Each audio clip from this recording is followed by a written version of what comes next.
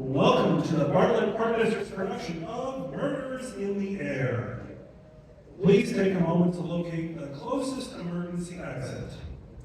The year is 1998, so please silence all cell phones, beepers, and other electronic devices. Please keep the aisles clear as some of the suspects will be entering and exiting the space. Strobe lights and thunder will be in use in today's performance. There is no audio or video recording allowed in the Starkweather estate. Thank you. We hope you enjoy the show. Good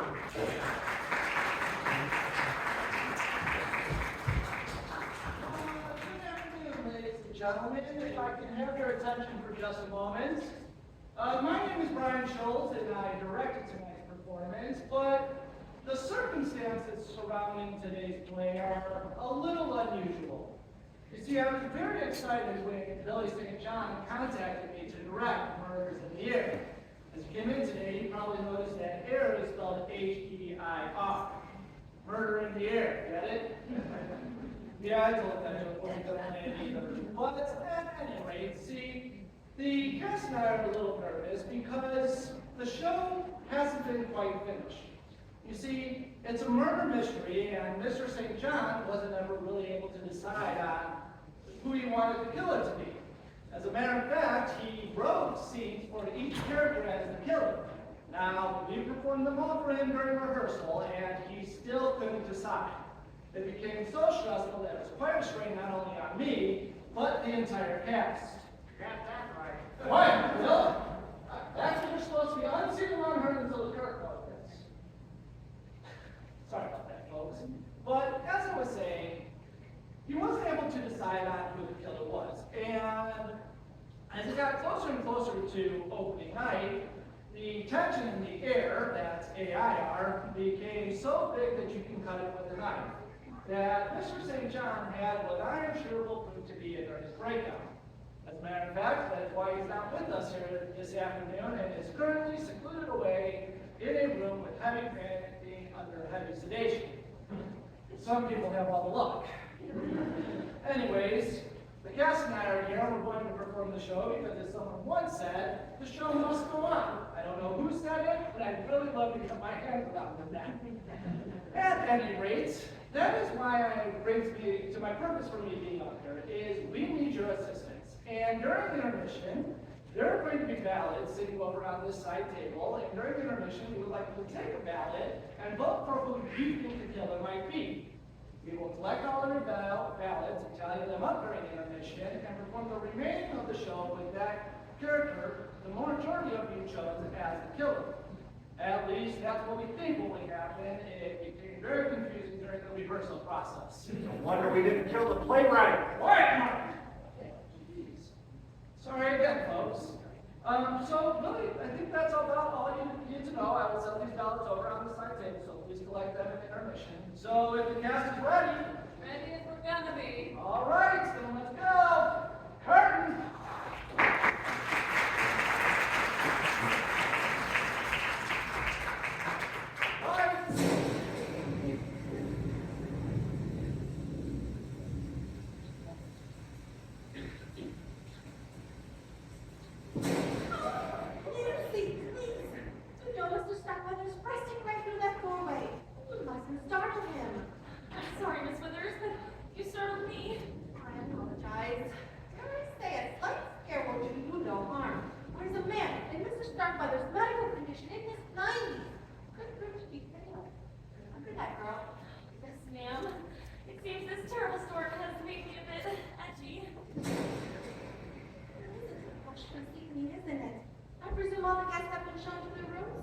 Yes.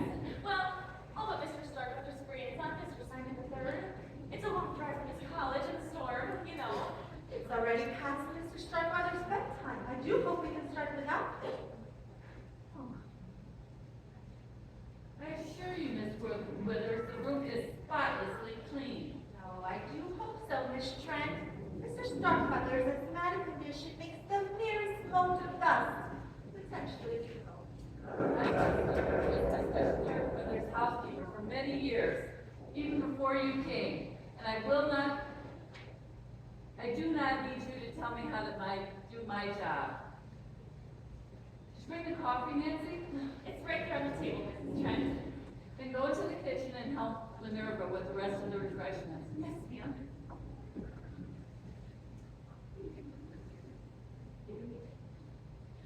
Mr. Starkweather has specifically requested that everyone be present in the drawing room at 8 p.m. sharp. I'll have Bensonhurst fetch the guests from their rooms. Mr. Starkweather will be ready.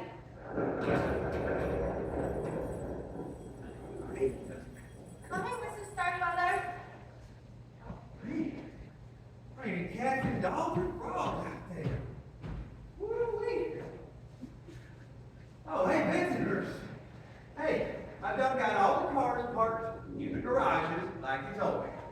As I told you, so widely, my friend. If you have water all over the floor, Rufus, why did you come in the front door? I've told you a million times that servants never come in through the front door. I reckon I forgot, Bensonhurst. Besides, it's raining out there. I'm aware of that. Now it looks as if it's raining in here as well, thanks to you. Oh, you're welcome. Go out the way you came. Maneuver your way around through the back door, and we think you can manage that. Oh, well, I guess I'm about to find out. When the final guest, Master Simon, arrives, I will summon you, and you can park his cargo. Oh, good. More rain. Maybe I can see if I can grow gills.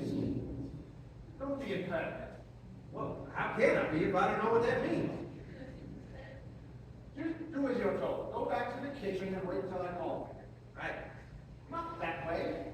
You forgotten already I told you to go around to the back door? Well, no, but I was hoping you had. That is indeed. I heard that.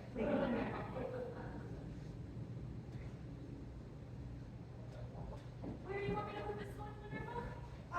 On the table, and be careful with it. Yes, ma'am. I think everything is ready. Well, you would think, put the cups on the saucers. So all we have to do is pour the coffee.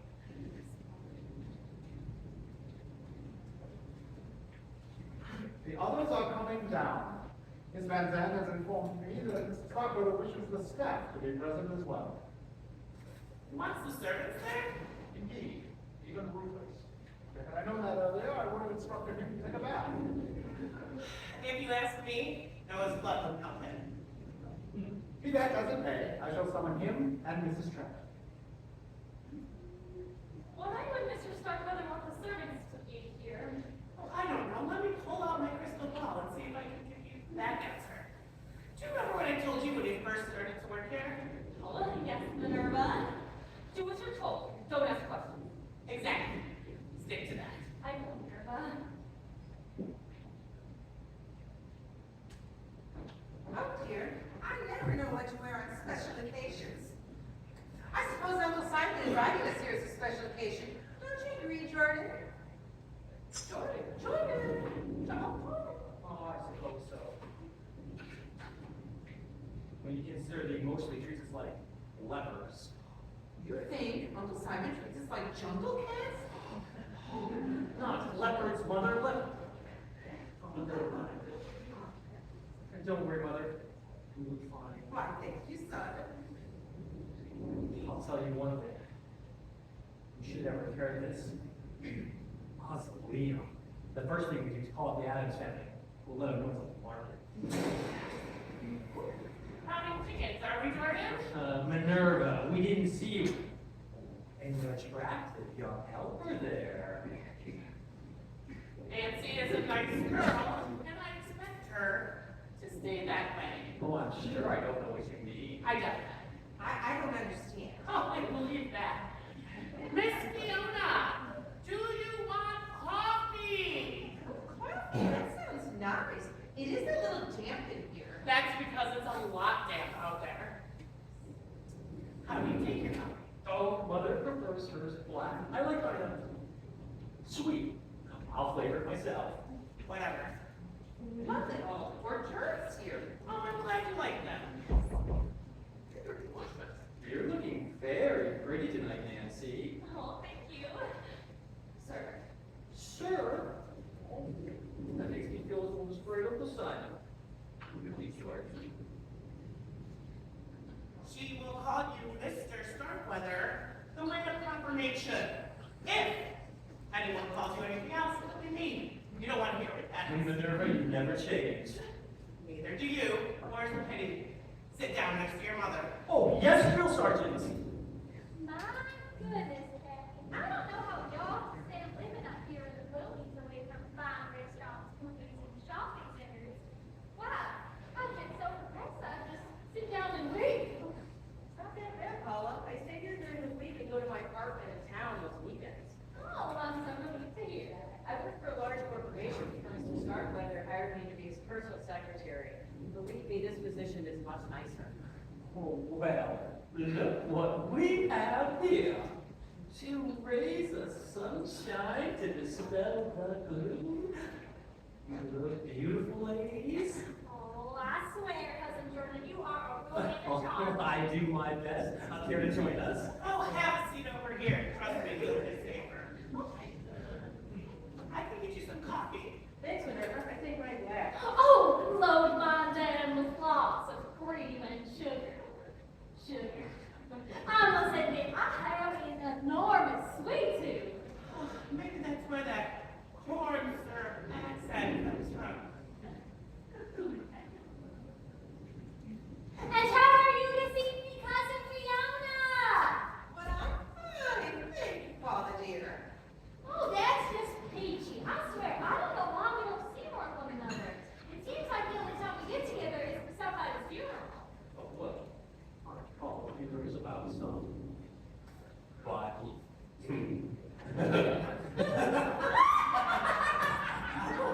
Shame on you. Before the cousins were in, I'm just glad that the people is consented.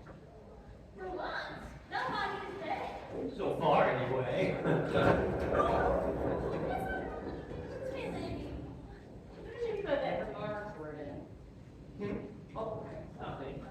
It's just that when you called the house, Critical Simon wanted Mother and me to come to Starkweather Mansion for the weekend. At first, I assumed you were going to say that he had passed on. Oh, I even started to pack my new black dress. Oh, it was a natural assumption. He is getting up in years and in bad health. I was relieved to find out that the old boy was still with us. Of course. Kathy, I bet you know I read for something. Desire our presence this frightful evening. Come on, Sue. Well, Miss Van Zandt will get into particulars, but I believe Mr. Starkweather wishes to discuss his will. Really? Jordan, I would appreciate it if you didn't drool on the hors d'oeuvres. Well, Why, Minerva, you misjudged me. I was surprised. That's all. oh, well, where is Cousin Simon? Shouldn't he be here by now?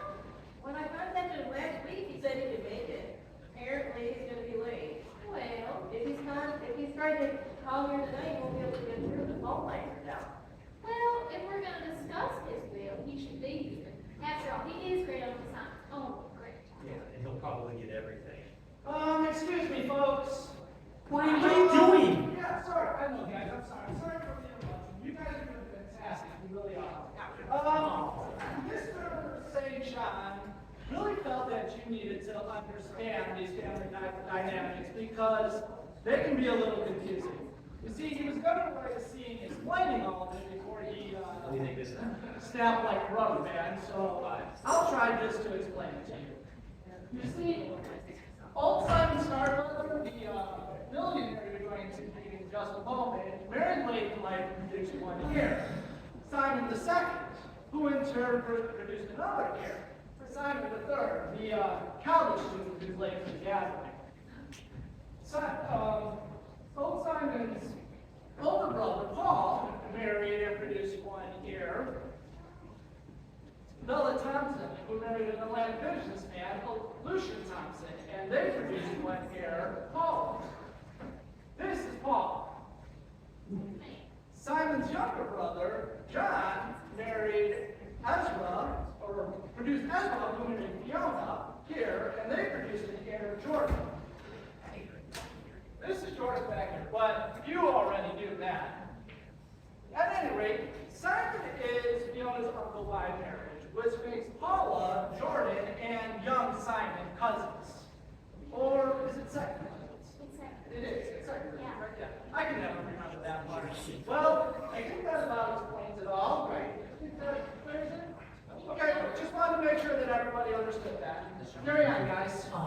Where the fuck is what you were at? I don't even know who I am. See? Oh, right. Let's pick it up from Mark and Sarah's actions. John? Huh? You want to give them their cue line? What is it? They'll probably get everything. Who will? Cousin Simon. Got it. Heck. I am very pleasant. Yeah, and he'll probably get everything. I'm very pleased with your investigation. I'll be glad to recommend you to my other clients. To do my job, Miss Van Zandt. Good evening, everyone. Good evening. I realize we haven't met yet, but I got a pretty good idea of who you all are. This is Starkweather and his son George, right? That's right, Mr. Davis. Call me Mike. From what Ms. Van Zandt just said, I assume you're some sort of investigator? You got it, pal. Private guy. I see. Who is this nice young man here? Oh, He's a detective, Mother. Detective, how exciting. Do you know Jessica Fletcher? No, ma'am, she's way out of my league. I do know who you two ladies must be, though. Well, if you're a private investigator, I'd be surprised if you did. Well, that accent settles me. You're Paula Thompson. And you are 100% correct. I can't deny I'm from the deep south. If she were from the deeper south, it'd be sent over. That leaves you to be Kathy Collins. Nice to finally meet you in person. Mike and I have corresponded frequently by mail and fax on Mr. Starkweather. Is this seat taken? I'll park it over here.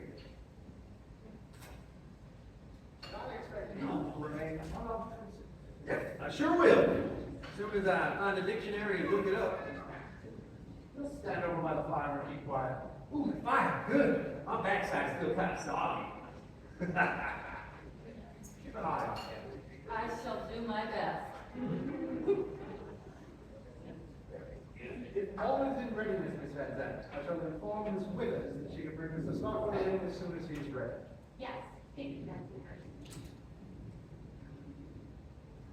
There's coffee if anybody would like some. I can use some Minerva. Okay, great. How do you take it? In a cup. That's funny. Black, please. Still. Oh, Miss Van Zandt, I understand Real Simon asked us here to discuss his will. That is correct. Frankly, I do not think it was a good idea. Mr. Starkweather's health is precarious at best, and he doesn't need this payment. I advised him to communicate with you by mail, but he insisted on sending you here to Starkweather Mansion. I only hope he doesn't live to regret that decision. I move now. Just sit down and be quiet. Mr. Davis, Mr. Davis, are you single? Like I'll still be here.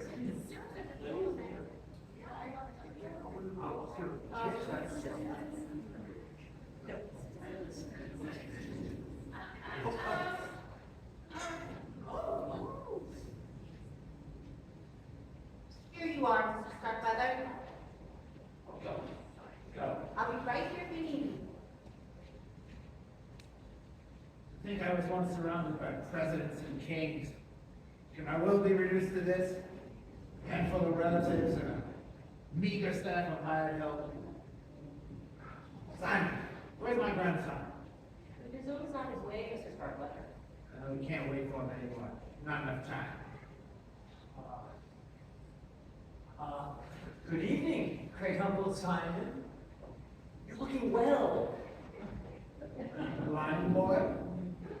Or just a habitual liar? Well, I was only making pleasantries, Uncle. Save your breath. You've always been a sweet talker, George, but that doesn't cut the ice with me. You're nothing but a greedy opportunist, boy. And I should know. It's one myself, baby. Well, then I guess it runs in the family. You have a... Well, Fiona, you look the same. I do? Well, thank you, Uncle Simon. Wasn't necessarily meant as a compliment. Oh,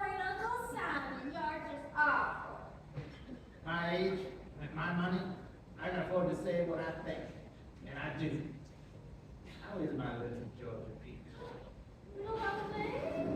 Well, I'll just paint you, Uncle. I beg pardon. Mr. Starkweather, would you like some coffee? No, he mustn't have any. The caffeine would keep him awake all night. It could also increase his blood pressure. Some of his medications tend to do that over. Apparently, I won't be having any vanilla. You heard about keep up. Yes, sir. Everyone aspires to live to a ripe old age. And for what? Kept alive with medicines and machines. To be denied the simple pleasures of life like a cup of coffee. You shouldn't excite yourself, Mr. Starkweather.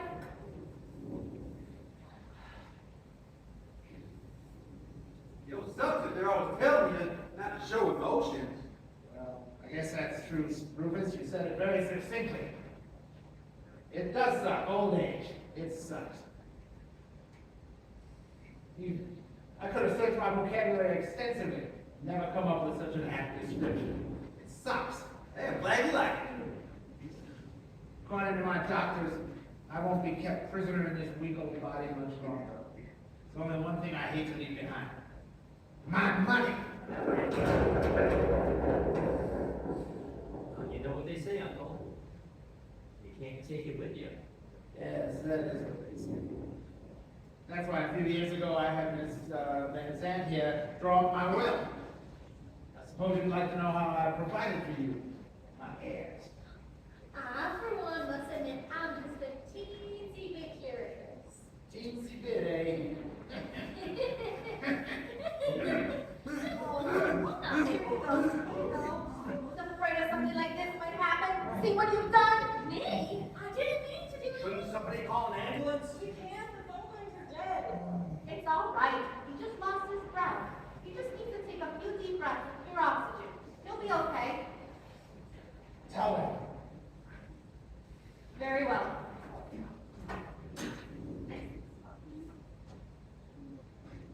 This is the will Mr. Starkweather was referring to. As you know, he has been a phenomenally successful businessman for many years. Well, I'll say, he's been on the cover of Forbes magazine, well, at least a dozen times. Oh man, I never read that issue. He has the distinction of becoming one of the world's first billionaires. Well, 20 years ago, I begged dear Ezra to ask his Uncle Simon for advice on his business investments, but he was just too proud. Dad had his pride. Lots of pride, very little money. May I continue? Oh, please. Mr. Starkweather's fortune is now worth in the neighborhood of $50 billion. Holy moly! Wow! I should ask for a raise. Woo! I won't go into the details of the will, but it essentially bequeaths $1 million each to his household staff.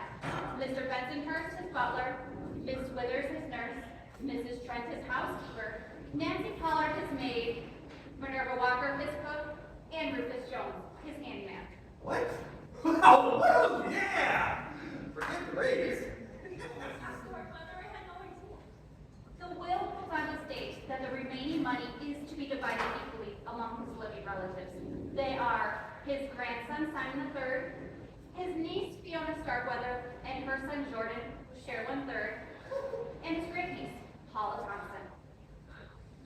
Isn't it nice? I always knew you'd do right by us, Uncle. I know you got mad when Mama married a Southern boy, but you Joseph Grey all me.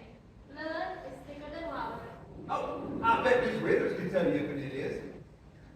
And now that I've informed you of the will's contents, I have another announcement to make. As of tomorrow, this will becomes invalid. Why? What does invalid mean? It means no good. Wow, I got me a brother that's invalid. Oh, Miss Van Zandt means we're not getting the money you can afford. What? Does that mean I can't get my big screen TV anymore? Yes. Fortunes change. See? You too. Why did you decide to disinherit us, Uncle? Find a better use for my money. Oh, I didn't cut you out entirely. Everybody in the old will gets $50,000 each. 50,000? Out of 50 billion?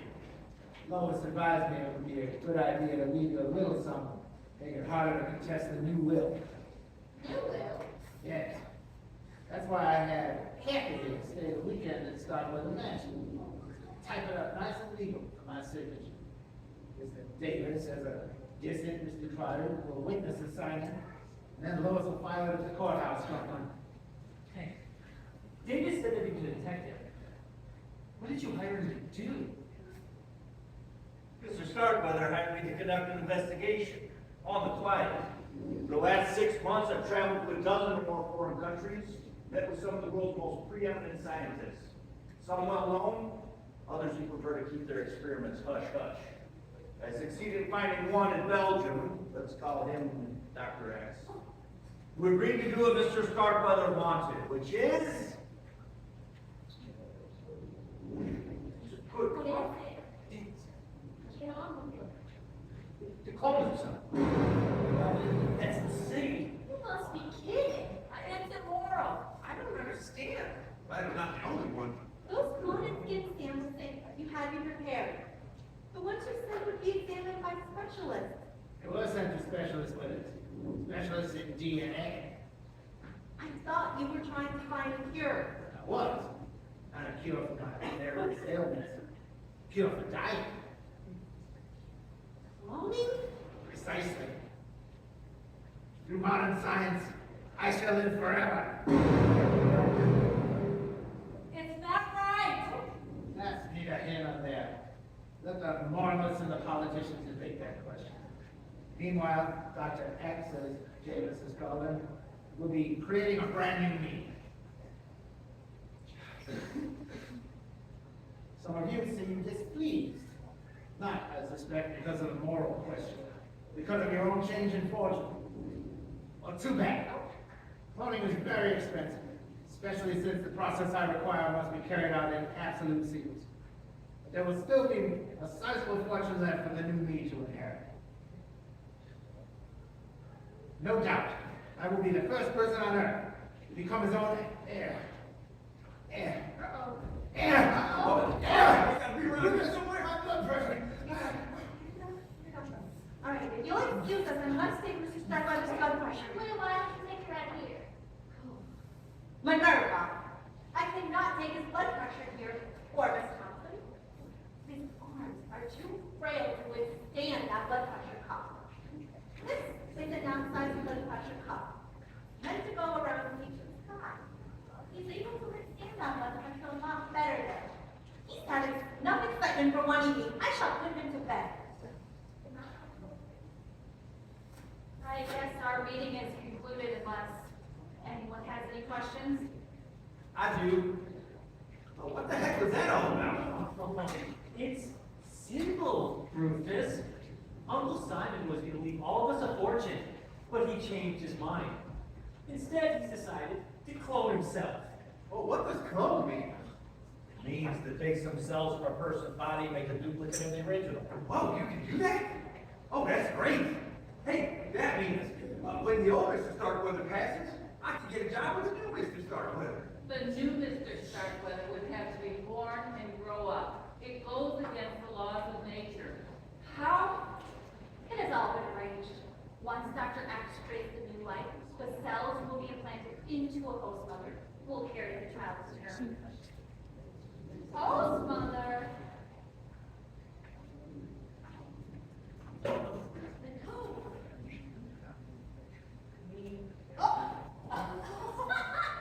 Why not? I'm young and healthy. Besides, I'll make it wonderful little Simon. How could you even consider being a part of this travesty? I'll be well compensated. Besides, have you ever known anyone give birth to a baby billionaire? Wait, Uncle Simon is leaving his money to a baby? In a matter of speaking, yes. The new will places Mr. Starkweather's fortune into a trust fund, which I'll administer. I'll release the money to pay Dr. X and his staff to perform the cloning procedure. After that, family funds will be available to provide for Kathy's needs and the child's upbringing and education. Once he's fully grown and properly trained to deal in high finances, the kid would look, think, and act like Simon Starkweather. It's possible he could parlay those billions into trillions by the time he's an old man. But for what purpose? To lead to another quote, then another, and another? Where will it end? When there's a Simon Starkweather with enough money and power to rule the world? We didn't discuss it, but you might well be right. How can you condone such a man? I can see how they can condone it. Collins and Miss Van Sant, they'll live up millionaires with all the money that was left to them. Money that should have gone to us, his staff, and his family. You'll get rich too, because you're in on this scheme. Not me. My part's done. I'm gonna take my very generous check and go home. Frankly, I don't care if the Boston science fiction experiment works or not. You should be ashamed. You should all be ashamed. I believe you made your feelings quite clear, ladies. If you and the rest of the servants will join me, I'd like to speak to all of you in the kitchen. You're clear when you're finished. I trust you'll ring if you require anything else. I don't know. I mean, I think it might be kind of nice to hear the pitter patter of angry little feet around the house. Shut up, Rufus! Okay. Kathy and I will retire to my room. You might as well begin typing up the new will tonight. I'll advise Ron how to put everything in the proper legal terms. Sure, Lois. The sooner it's finished and signed, the better. Hey, wait a minute! How come nobody asked me if I want to carry the baby? I could do it just as well as she can. You are Mr. Starkweather's blood kin, Paula. It wouldn't be proper. Proper. You're about to conduct an experiment that makes Frankenstein look like an amateur, and you're worried about being proper? Hey, coolly, kid. Before you burst a blood vessel, Mr. Starkweather has made up his mind, and I'm under the impression whatever the old man wants, he gets. Succinctly put, Mr. Davis. Kathy. Well, I'm gonna go upstairs and pack. After I witness the signing of the new will tomorrow, there's no reason for me to hang around. Good night.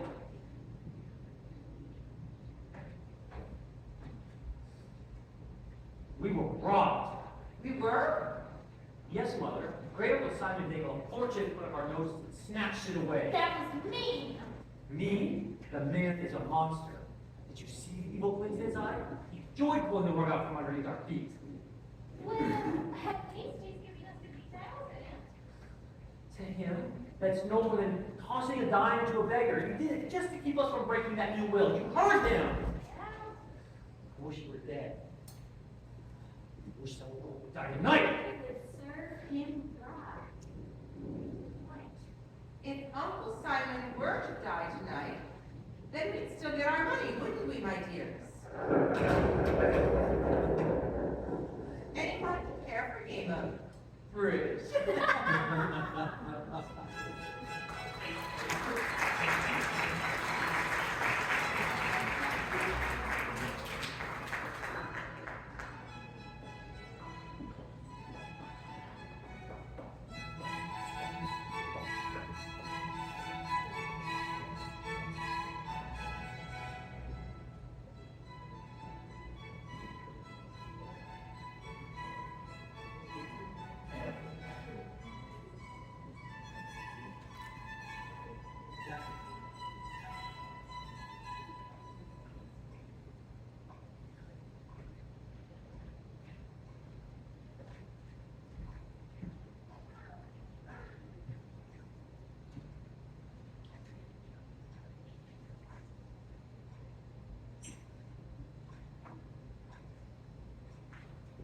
Any free thoughts? That's all I can for today. Now. Mr. Starkweather. Horse George, remember? At least we'll remember the dragon he's not around. I thought everyone had gone to bed. Oh, I was going to turn, but I got an urge for a nice snack. Oh, I'll fix you something. Oh. Never mind. What are you doing now? Mrs. trying to touch me in here to make sure the fire screen is properly closed and the scarf on. And burn Starkweather benches the ground. maybe that wouldn't be such a bad idea. You shouldn't talk like that. You know Mr. Starkweather's an invalid. How could You you? read my mind. Jordan! I got you to call me by my first name. Oh, you shouldn't talk like that. That's wicked.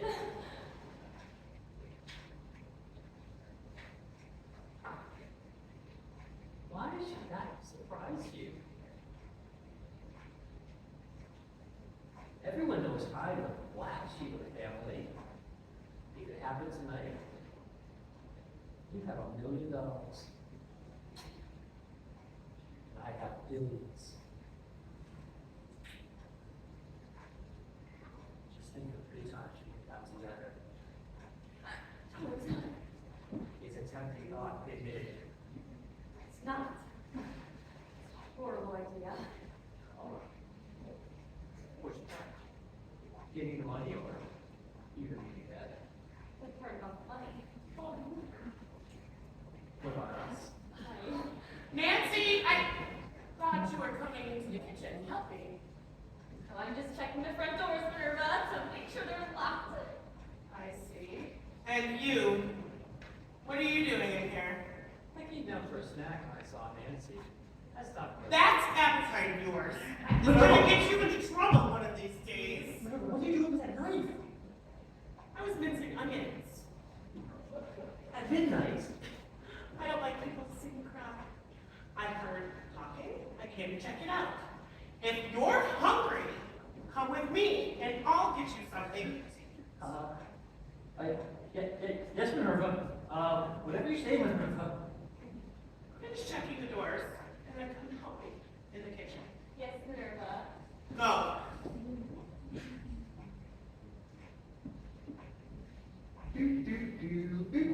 Oh, come in here. Rufus? Oh, Bob. Well, I heard someone in here. Just me. So I see. Good God, man, what are you doing with that axe? Oh, well, it's like this. I was out chopping wood for the fire earlier this afternoon before it started raining. And I forgot the axe out by the wood pile. You know, I've been dismembering things lately. And so I figured I'd go bring it in, dry it off so it don't rust. Well, that's fine, but why bring it into the living room? And besides, how many times must I remind you to go around to the back door? Many times as you want. I ain't counting. Rufus, I swear, you will be the death of me yet.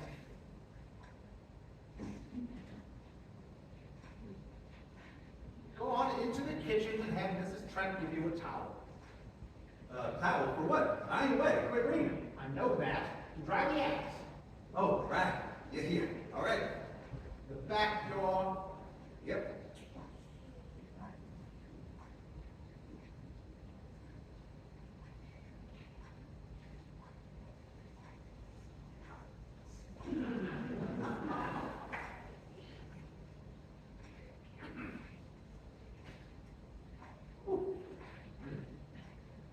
If that man had a brain, he'd be dangerous.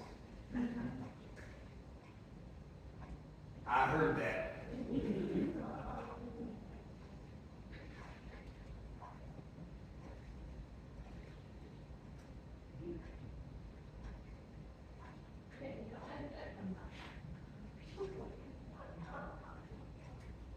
of your thoughts? Bridget, I was just getting a proper fresh air. What are you still doing? Munchies. Want a cookie? So, did you and Miss Van Zandt finish the new will? It's all finished except for Mr. Sharpwood's signature. I see you calm down. I wouldn't blame you if you did it. Why should I hate you? I'd make the same deal if I were in your shoes. Sure you would, Jordan.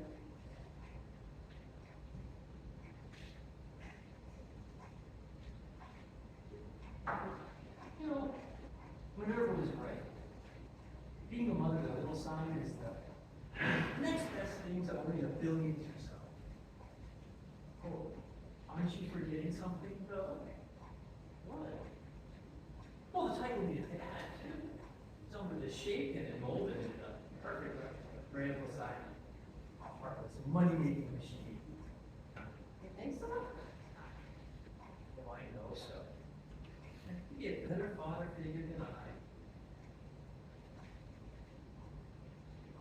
You know, you're a very attractive woman, Captain. You and I could mix business with boy, sure. Get your crummy fingers off me. Why? You're getting cookie crumbs on my thumb. And by the way, forget it. If I decide little Simon needs a father after he's born, I'll choose a suitable husband. I don't know who will be, but he won't be a sleazy, money-hungry slime ball like you, Jordan. I can kill you, you witch! Wouldn't try it, not with a detective in the house.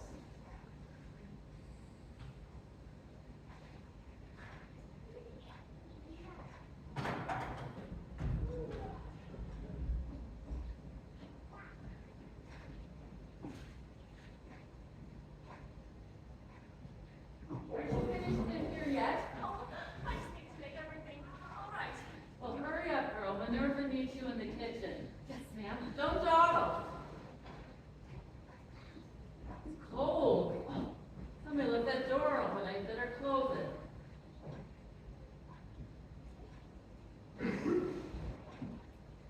Miss Thompson! Mrs. Prince, you gave me a fright. Well, I suppose I should be glad you didn't shoot me. What are you doing roaming around the house in the middle of the night with that gun in your hand? Oh, don't worry. I know how to handle a gun. I couldn't sleep, so I thought I'd clean it. I was gonna go look in the kitchen for some oil. Well, I don't think you're going to find what you need in there, unless you're going to rub it with Crisco. Do you often carry that thing around with you? I take it everywhere I go. Daddy taught me to be crack shot when I was only 10 years old. A girl that needs a careful. Well, I don't think you have to worry here at Starkweather Mansion. We're far from town, and nobody ever comes out this way. Well, you never had a burglary or a prowler? No. Well, what's weird about something being so secret though, it's a wonder somebody hasn't tried to steal something. And with this bedroom being on the ground floor, anybody can just break in those front doors and do who knows what! Like shoot it? Well, it could happen. As terrible as that thought is, with him being in his condition, how can he defend himself? Well, we always put sick Nurse Withers on them, I suppose. That should frighten away any intruders. Oh, you're just awful. But you know what? I wouldn't want to tangle with that one. Where does she sleep? In the room beyond Mr. Starkweather, so she can hear him if he rings the bell at night. Well, let me see if I can remember this correctly. My mama brought me here once when I was a little girl. That room used to be a library, and the one beyond it, a parlor. Am I right? Yes, you're correct. When Mr. Starkweather got too ill to go up and down the stairs, they converted the library into a bedroom for him, and Nurse Withers got the parlor. Oh, so they're the only ones who sleep downstairs. Yes, the servants sleep upstairs under the eaves. We have our own staircase from the kitchen. Why do you ask? Oh, I'm just curious. Excuse me one moment. Again?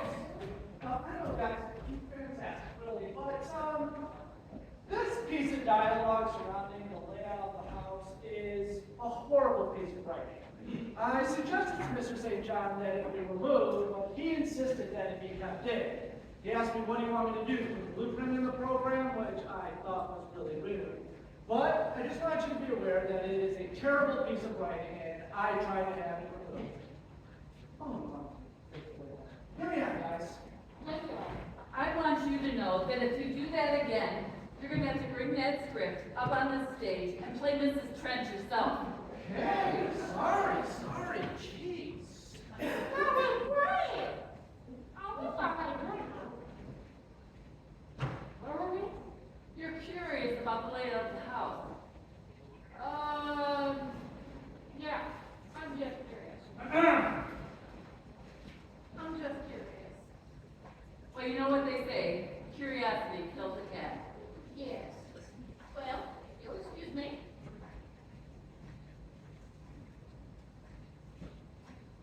Wouldn't it be ironic if tonight, of all nights, someone did break in and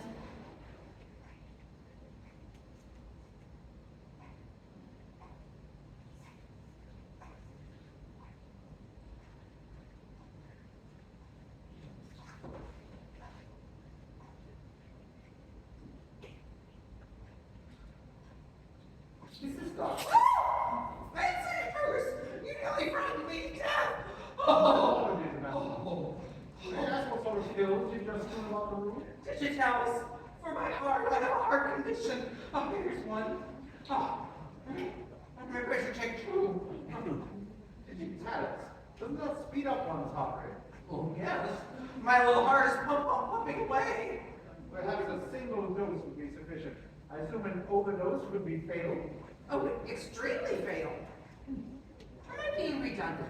Fatal is fatal, just like dead is dead. Don't you agree? Oh, completely. One cannot be deader than someone else. Dead longer, perhaps, but that is the only comparison to that word that comes to mind. Yes. Might not inquire why you brought the medication into the room. Why did I? Yeah. Oh yes, I remember now.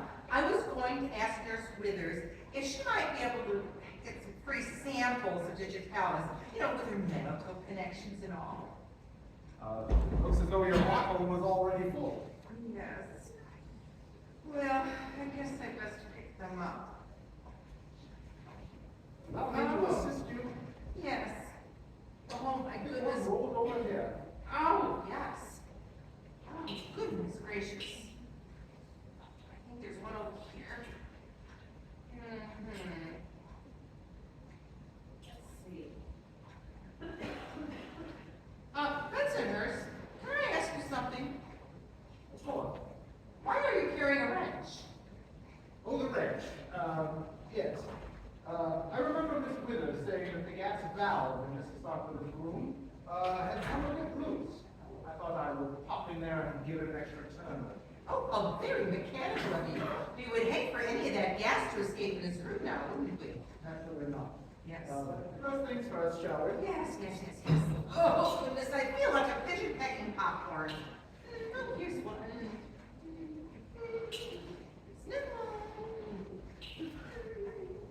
Oh, over here. You missed one now. Where? By your left kneecap. Oh, here. Left kneecap. Oh. These little things have just rolled everywhere. Round objects tend to do that now. Mrs. Starkweather, what are you and Bensonhurst doing? Oh, Nurse Withers, we're picking up spilled pills.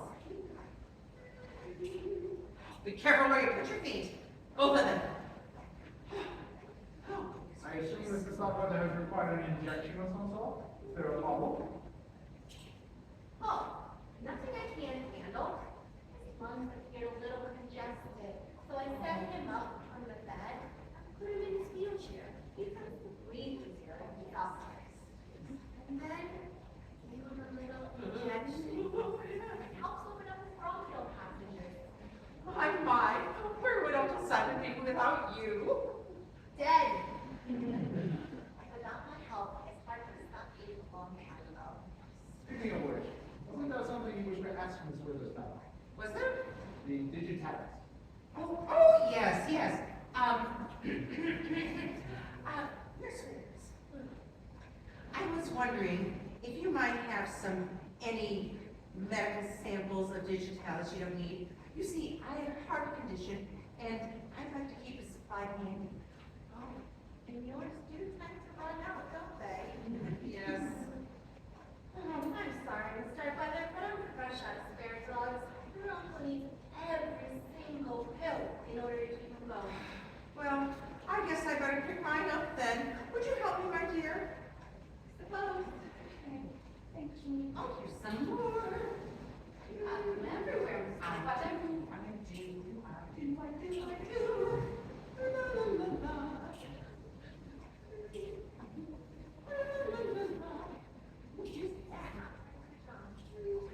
Is this a private game or can anybody play? Oh, we're playing Pick Up Spilled Pills. Oh, is that it? I thought you were having a tiny little marbles tournament. I'll pass. Oh, Mrs. Starkweather, I really must be getting back to my duties. Here, mine. Thank you. And here are Oh, yes. Oh, thank you. Thank you. Oh, thank you. Thank you. Thank you both from the bottom of my heart. You'll excuse me. Miss Withers, how's the boss? Awesome. Send me in for a pitcher of fresh drinking water. I'm not back in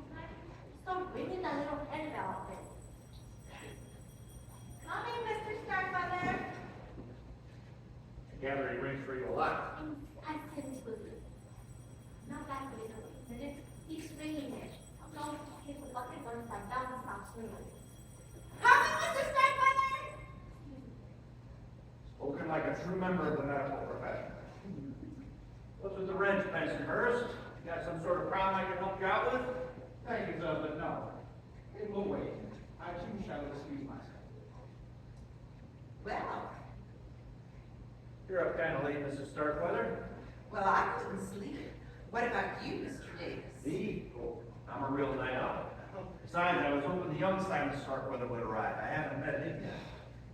Dear Simon, he's such a sweet boy. I do hope he's okay with the storm and all. Probably just pulled over to the side of the road to let it pass. Although, it looked like it was clouding up again, so we might be in for another downpour. Dear, I hope not. I think I'll return to my room now and lie down. Good night again, Mrs. Starkweather. Good night, Mr. Davis. Coming, Mrs. Starkweather! You're still here. Yeah, just keeping an eye on things. Coming, Mr. Starkweather!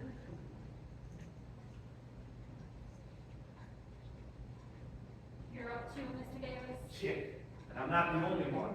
There's more traffic going through Starkweather Mansion at midnight than going down the interstate at rush hour. I know what you mean. I've been hearing footsteps go past my bedroom door all evening. It doesn't surprise me though. You could have guessed that Mr. Starkweather's announcement would give his ears a sleepless night or two. So now, Miss Van Zandt, this cloning business. How do you feel about it? I'm a lawyer, Mr. Davis. I'm paid to think, not kill. Can Mr. Starkweather be cloned? Definitely. There's no doubt that technology exists. Should he be cloned? Let's just say I would want to be the first to challenge nature by creating another Lotus Van Zandt. Me too. I'm a simple guy. I've got enough problems in one lifetime. I know I'll feel a whole lot better when this will is signed and I can get back to the real world. The new will is finished. He can sign it first thing in the morning. Your boy's still awake. His nurse was just in here. I heard him ringing his bell for her. In that case, there's no reason he can't sign it now. That's what I'm thinking. The people in this house are as tense as a bunch of long-tailed cats and room full of rocking chairs. I know I'll feel a whole lot better when the boss seal is a done deal. I'll go up to my room and get the new will. Why don't you let Mr. Starkweather know? What in the world? Circuit breaker must have tripped. But the storm passed hours ago. I know. I don't like this. I don't like this a bit. I'm gonna go find Bensonhurst and have him show me where the main breaker is. Good. I'll let Mr. Starkweather know we're taking care of it. Rules of the trade.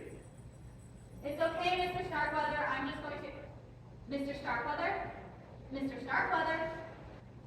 Hello? Hello? Is anybody here? Mrs. Trent? Bensonhurst? Anybody? Kathy, I think there's something wrong with Mr. Starkweather. I don't know where that nurse of his is. Oh no, he hasn't signed the will yet, has he? No.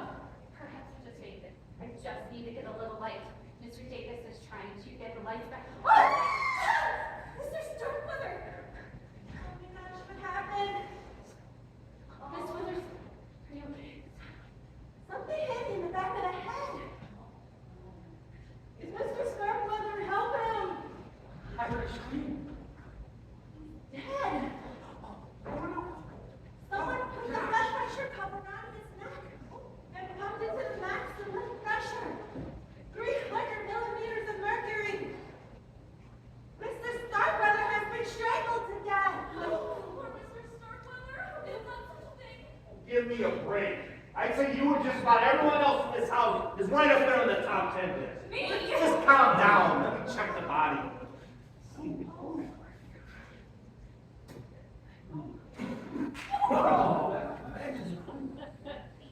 Those drops on his robe. Is it blood? I'm not for sure yet. What else can it be? I'm the detective. I'll handle it.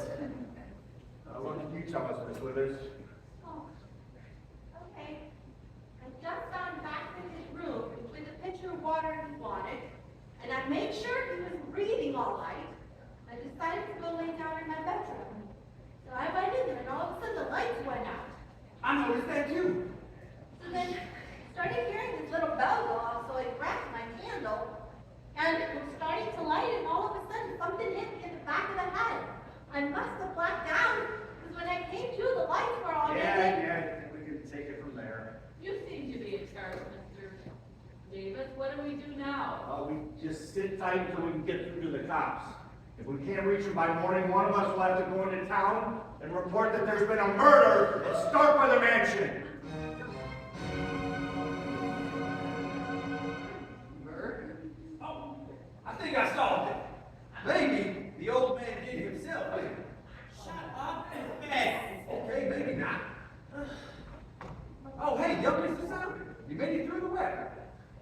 And, boy, do we have a surprise for you.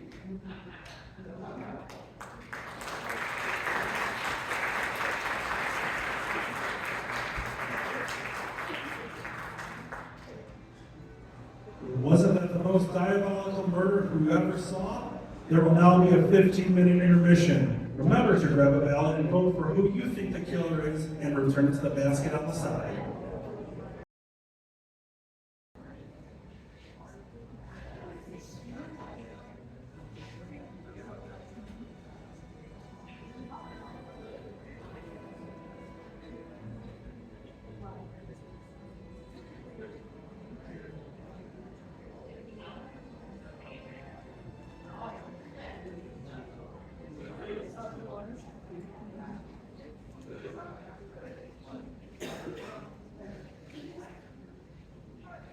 Welcome back from intermission, everyone.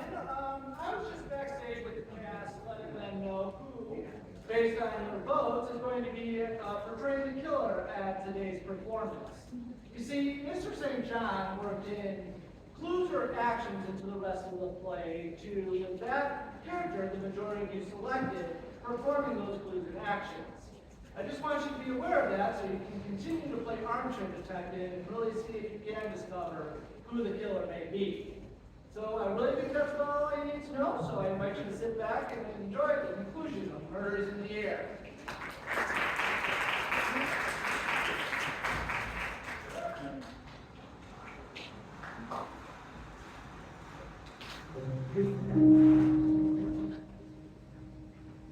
Dead. I can't believe grandfather's dead. Well, he is, Cousin Simon. He's the deadest person I ever saw. Oh, Bensonhurst and I were just discussing earlier the different degrees of death, and we found out. Mother, please. And you said he was murdered? No doubt about it. You saw the body? Oh, grandfather.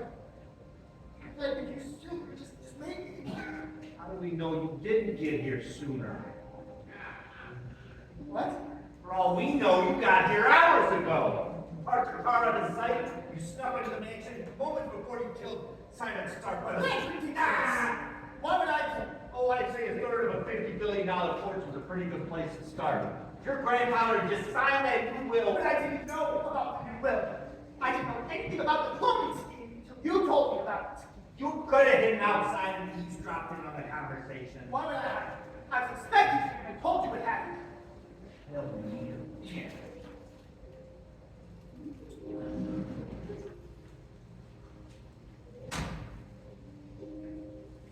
Fine.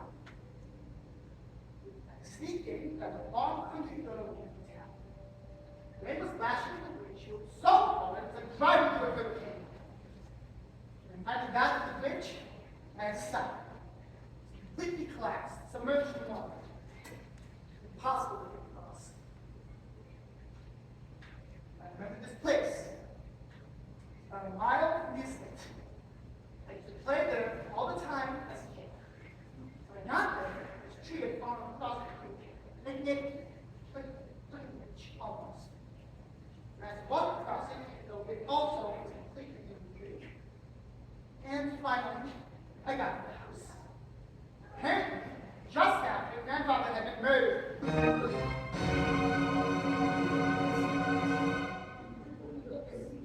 That's a nice story. Sounds rehearsed. Trust me, not really, but it is the truth, I swear it to you. Yeah, maybe, but I'm still not kicking off my suspect list. And who else do you have on this list? Everyone in this house, except for Miss Collins and Miss Van Zandt, they had a heck of a lot to gain if your grandfather lived just a few more minutes. It turns out they're out in the cold. Especially me. Lois has other clients. Now I'm among the unemployed. I'm sure we can find a generous settlement once the estate is up. Take it out of your portion if you like. Mother and I will pass. Oh, so will I. Nothing personal. Alright, what do you do now, Mr. Davis? Silence, idea, and story. This made me think that the Puppets are rich. I'd say we all just sit tight until morning. If you take me to your car and drive me into town, I'll report what I know to the police and let them know that the bridge is out. My guess is they'll have to fly by helicopter, which is super cool. Come in here, get the body from the morgue, investigate the crime scene, and take all of your statements. As soon as they assign a homicide detective to the case, I'm finished. But you're a detective too. Besides, you would feel that everything happened. Oh, you have a better chance of solving this than anyone else. Sorry, but now that your grandfather's murdered, I'm off the payroll. After they assign this to the big boys, I'm out of here. I'll pay you to stay. I may not have the money yet. Sure, one side of my portion will. It's others. All right. You're good for the dough. Incidentally, that little offer of yours just dropped you to the bottom of the suspect list. Huh? How about that? See how that works? Time to start earning my paycheck. How can we help, Mr. Davis? First, I want to know everyone's whereabouts at the time of the murder. Establish everyone's alibis. You got it. I want to know what any of you or the staff might have seen or heard that'll help lead us to the killer's identity. Clues. You got it. Clues. Clues, motives, and alibis. That's what a detective has to work with. The motives in this case are clear. The others, not so much. But hopefully they will be by the time I'm finished. Sounds like a good plan to me. So, you want to start? You're paying the freight. Call me Mike. How about you, Miss Thompson? You mind being first? Oh, I'm awfully tired. But if I have to tell you You something. don't have to follow. None of us do. I don't understand you. I mean that Davis is only a private dick. We don't have to tell him the time of day. Look. Well, technically, you're right, Jordan, but why would we keep it on? Oh, you must have something to hide. Now look, Simon, don't start accusing me of murder unless you can prove it. Simon has a point. You want me to tell the cops that everyone here cooperated except you? All right, answer your dumb questions. But first, I'm taking Mother upstairs to have her lie down until you're ready for her. She's getting up in years, and she should rest. Oh, thank you, dear. Oh, I'm no spring chicken anymore. But I'm not Mrs. Methuselah either. Now, don't get excited, Mother. Are you okay? Do you need your digitalis? Oh, no, dear, I'm fine. But if I did need my medicine, I'm sure there's a few underneath the sofa. See, I spilled my pills earlier. Come on. You can call when you're ready for us. I assume you want to interview everyone in private. You can wait with me in my room if you like, Kathy. I want to read over the old will again, as it will remain the official one. Sure, Lois. Excuse us. I'd like to stay. He's that cute. Well, you're the boss now. I'm particularly interested in what happened between the time your grandfather announced that new will and the time that the body was discovered. How long was that? Several hours. Well, Miss Thompson, is there anything that you Is there anything that you happen to notice in that time frame that might help us? Well, I was very disappointed with Great Uncle Simon's announcement, as you might well imagine. I mean, I can understand why you might want to clone Elvis Presley. Oh! Great Uncle Simon? Oh, no offense, Cousin Simon, but your grandfather was not a nice person. Anyways, I left my room once on a little errand. I was outside the kitchen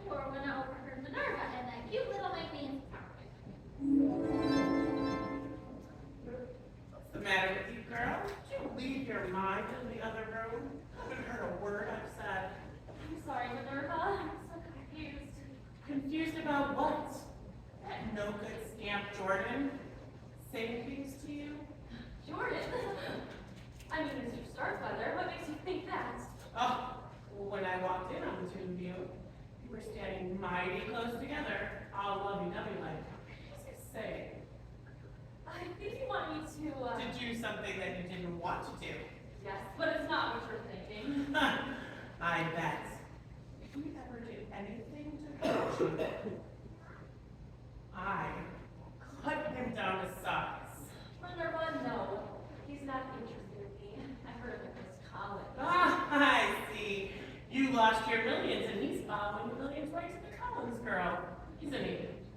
He proposed to her, but she laughed at him. Ah, good for her, the lazy bum. Don't call him that. Nancy, you're hung up on him, aren't you? Don't you see he's just gonna use you and drop you like he's done with 100 other girls? Well, but maybe he's ready to settle down now. If Mr. Starkweather had changed his will, Jordan would be Free to do what? nothing. If we're finished, I'd like to go to my room now. Go on. Nancy, Yes, ma'am. lock your door. Excuse me. I am so sorry about this, but that little scene between Minerva and Nancy just outside the kitchen was a flashback. The remaining character stories are gonna, well, portions of them anyways, are gonna be told in flashbacks as well. Sorry, I just want to make sure everybody understood that. asking for. So tell me, Mrs. Trent, do you recall seeing or hearing anything suspicious earlier tonight? Suspicious? Well, I suppose roaming around the house with a gun in your hand would be suspicious, even though Mr. Starkweather wasn't shot to death. Who isn't? Besides me. Paula Thompson, that's who claims she's a regular Annie Oakley. She also mentioned how easy it would be for someone to come in through those doors and kill Mr. Starkweather. Did she know? Ask her yourself. Anything else? Well, I did see a peculiar conversation between Mrs. Starkweather and Rufus. I was upstairs passing out candles to everyone in case of power failure, and when I turned the corner of the west wing, I saw Mrs. Starkweather at the far end of the hall near the top of the stairs. Oh dear, I do hope I kept it up. Oh, Miss Starkweather.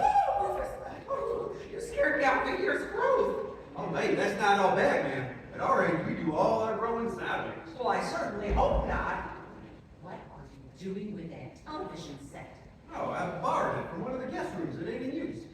Whatever for? Well, it's like this. I ain't sleepy. So, yeah, I tried to watch some TV. But the set in my room's all messed up. The color, I mean. Every damn blade channel's green. Friends, green. Seinfeld, green.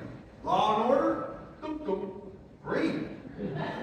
I swear it's like every TV show starring a permanent fraud. Oh, how disconcerting. No, you can say that again. Whatever that means. Oh, hey, are that breath mints? Oh, I could use one of those after the sauerkraut and nervous system for dinner. Oh, Rufus, you mustn't take one of those. These pills are for my heart. They could kill you. Hey, well, in that case, I'll pass. Well, you better be careful, though, not to leave those lying around in case somebody accidentally eats one and keels over dead. Well, it's entirely possible. Hey, what would you put on the death certificate? Cause of death? Bad breath? It's not the laughing matter, Rufus. See, I need these pills. I need every one. Wait, you're telling me Rufus had an axe in the house? Yes, Master Simon. I had instructed him to chop some firewood earlier. I'm surprised you trust him with an axe. Personally, I wouldn't trust him with a butter knife. Merely relaying Mrs. Starkweather's instructions. Well, is there anything else of interest that you happen to notice? Just one thing, sir. Earlier tonight, I was coming from the kitchen, and I happened to see Master Jordan standing outside the door of Mr. Starkweather's room. The hall door knocked out.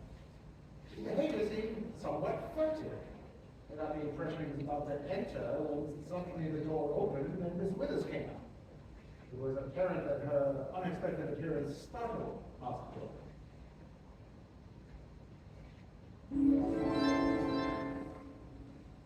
Well, I was going to check.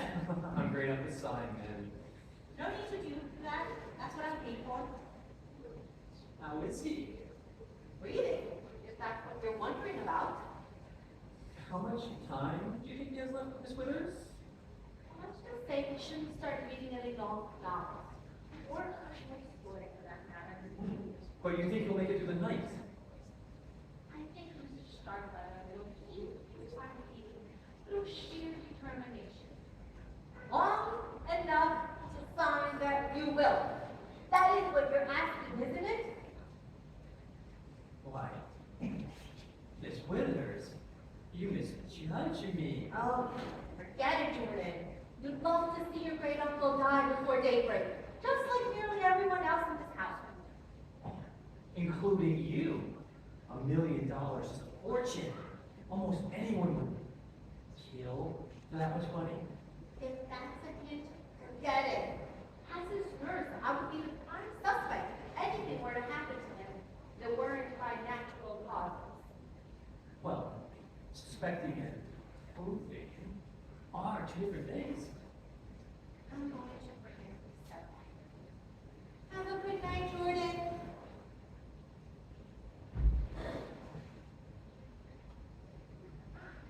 It's true. Jordan Starkweather did think that I was in a position to end his great uncle's life in a way that could appear natural. But I assume Bensonhurst also told you that I refused. He did. But you could have changed your mind. And then you lived with the blood pressure come? That would have been foolish. Not what you call natural causes. I know, it doesn't make any sense how he was murdered, no matter who did it. Then the killer responds, not all the cases. Why would they do that? That's a good question. Tell me, Miss Withers, if you had to pick a likely suspect to be our murderer, who would it be? Off the record?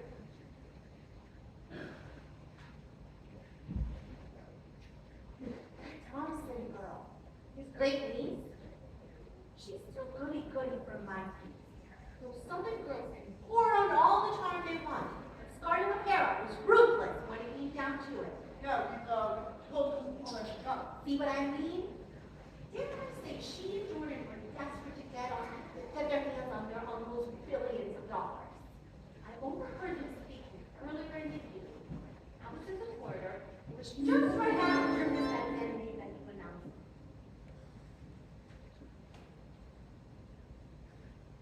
Well, what are we going to do? Dude, what can we do? It's out of our hands. Oh, don't be such a wimp, Cousin Jordan. That money rightfully belongs to us. There's got to be a way to get it. I know. Maybe we can break the will if we have Great Uncle Simon declared insane. I've thought of that, but it won't work. If Clooney was just so out there, we might be able to, but it isn't. It's been done.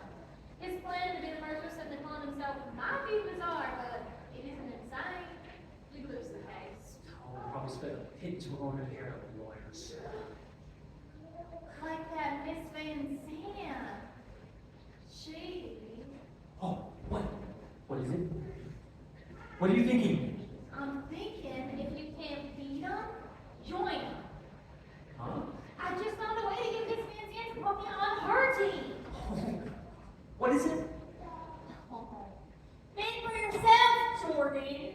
Now, if you'll excuse me, I have got to go talk to that lawyer. You can't beat him? Oh, yeah.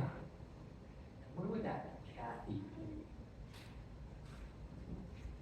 It's true, Jordan did suggest them to get married, but it wasn't a romantic proposal. It was more like a business proposition. You can have access to buildings. So, what? From Stockholm, So, I guess. But in my opinion, that fortune hunter would be worth more than 2 cents. So you did turn him down. Jordan is attractive in a smarmy sort of way, but any woman who married him would be a fool, and I'm no fool. I knew that from the first moment we started working. Oh, yeah. Smart enough to check your grandfather's clone. Look, Simon, once Mr. Starkbrother made up his mind to clone himself, nothing was going to change it. He was going to find a surrogate son, so it might as well be me. I understand. It's just not a full in here, so terrifying. You're a lot nicer than the other heirs were. For example, Paula, for one, she hadn't given a hope of getting her hands on Mr. Starkbrother's money. how do you know? Well, I was in Lois's room when Paula knocked on the door. She asked Lois to step out in the hall and talk to her privately. They didn't close the door exactly, so I heard their whole conversation. We're very busy, Miss Thompson, preparing that new will. Yes. Miss Van Zandt, you're a lawyer. Are you sure this business is legal? Couldn't you lose your license to practice? The process will be performed in Belgium. As we told you, our laws don't apply there. Well, what about ethics? I mean, haven't lawyers been discarded before for behavior that was unethical, if not illegal? What's your point? I want to know the deal. You can pay me from that trust fund to be the baby's nanny or whatever you want to call it. I don't care what you name the position. If you refuse, I shall be forced to report you to the Bar Association. Isn't that what you call it? It is. And let me give you a little free legal advice, Miss Thompson. In the first place, if you make any accusation against me before the cloning procedure has been performed successfully, I'll sue you. I'll sue you for the $50,000 you're due to receive and everything you own. Now get it. In the second place, once the baby's on the way, I plan to close down my office. I shall devote all of my time to Kathy and little Simon's care. At that point, it won't bother me in the least if I am to be disbarred. You don't have to be a lawyer to administer an estate. Anyone can do it.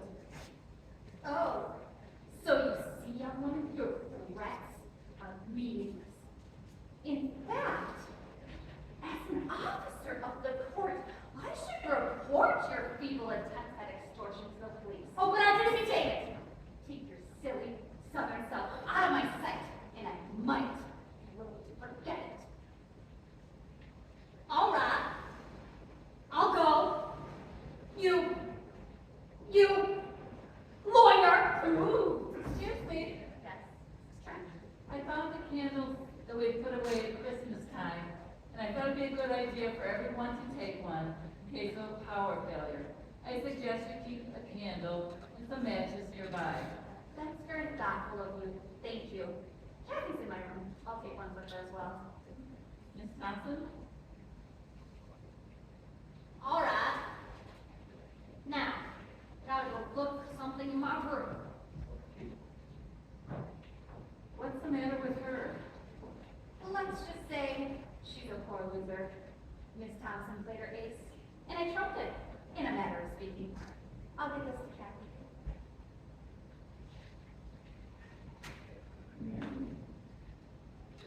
Now, if I remember correctly, Kathy Collins saw the body and screamed, "Right here! You came in from the front door. Right there! Jeez, what were you doing outside, Rufus? Oh, was I outside?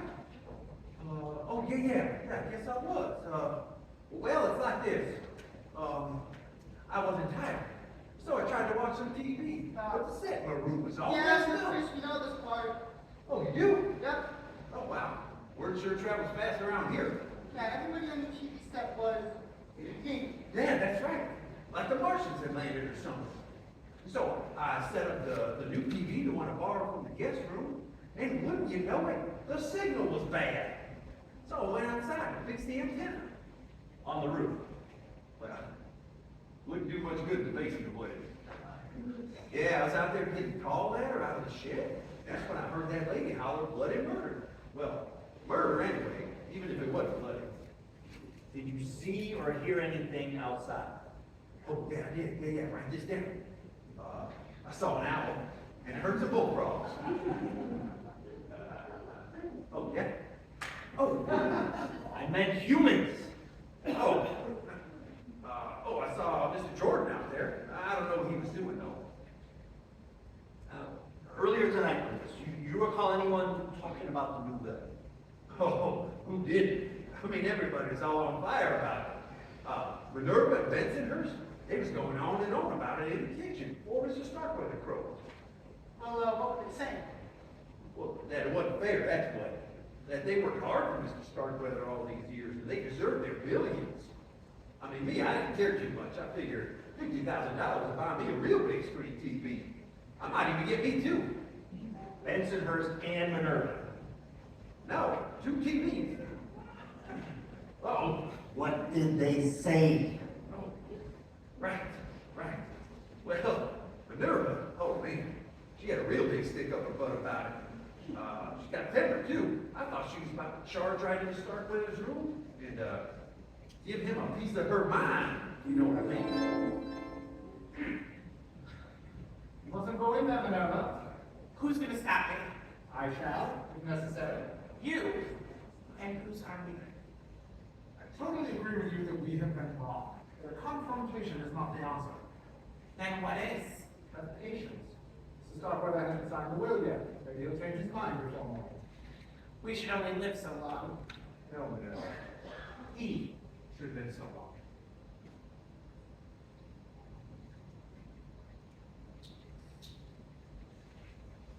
So, what were you doing outside at the time of the murder, Mr. Starkweather? Just getting a breath of fresh air. Anything wrong with that? If you remained outside. What do you mean? I mean, when I made a cursory examination of the crime scene, I noticed that Miss Withers left that window open a couple inches to let in some of that fresh air. Would have been real easy for somebody to sneak. Are you accusing me of killing Grant Simon? Now, hold on there, Mr. Starkweather. I'm not accusing anybody. Yet.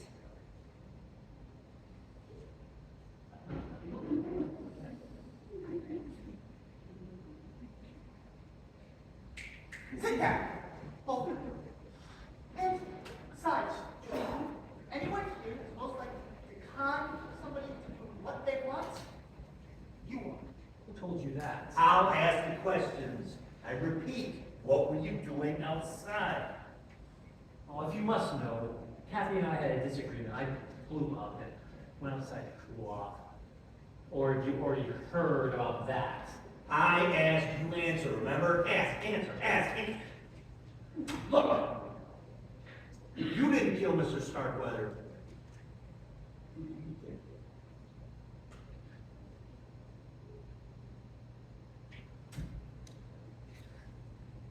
Look, I'm not saying she did it, but if you try talking that little maid,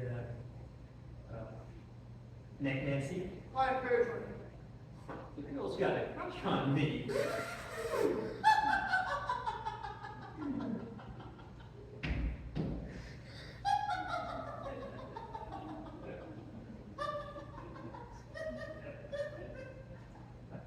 Oh, wait, serious.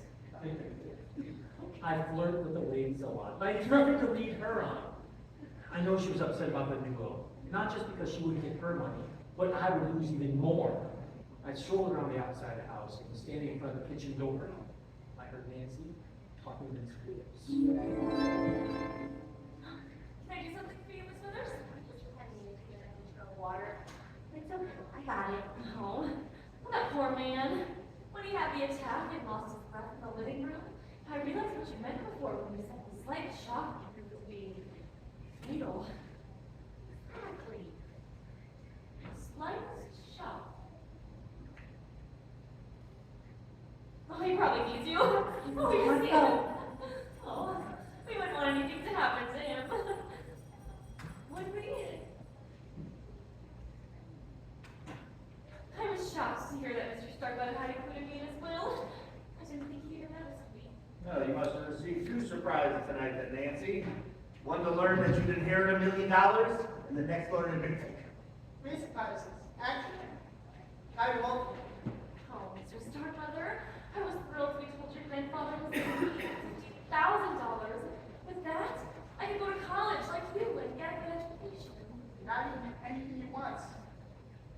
What do you want to do, Nancy?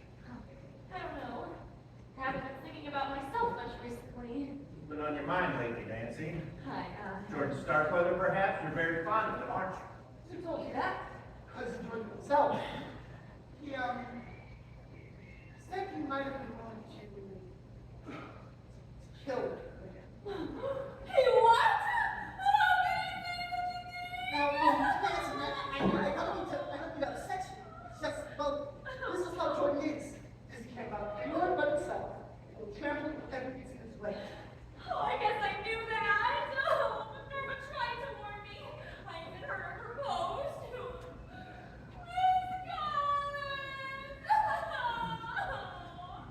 She turned him down. Later was laughing about it when she told her friend, Miss Van Zandt. I was taking fresh towels to guest rooms later when I heard them talking. Oh, you think Jordan's cold hard? But Miss Collins is just as bad as he is. Can you believe it? Those soulful gazers might work on some dumb, innocent thing like that made Nancy. He's learned soon enough that I'm gonna push over. I wish I had been there to see that. It's a time Jordan had his match. I could tell Nancy about some of the other rings that worked here before her. His playboy days will be over soon enough, though. What do you mean? Well, up until now, Mr. Starkweather has given Jordan, as well as Fiona, Paula, and young Simon, a generous allowance. Once he passes on, a $50,000 request will be the last they'll receive of the Starkweather fortune. They'll have to learn what it's like to work for a living. Simon knows how to schools are looking fine, but what about the others? They're gonna go through their money in no time, and then what kind of job will they get to then? Can you imagine Paula behind the desk at a car rental? Or Jordan driving the cars out of the lot for the customers. Or Fiona selling avon. Oh, can I get you anything? Cousin Fiona? A glass of water, perhaps? No, dear, I'm fine. I'm fine. Oh, Mr. Davis. I just want you to know that my boy Jordan couldn't have done what was done to poor Uncle Simon. He was with me in my room all evening.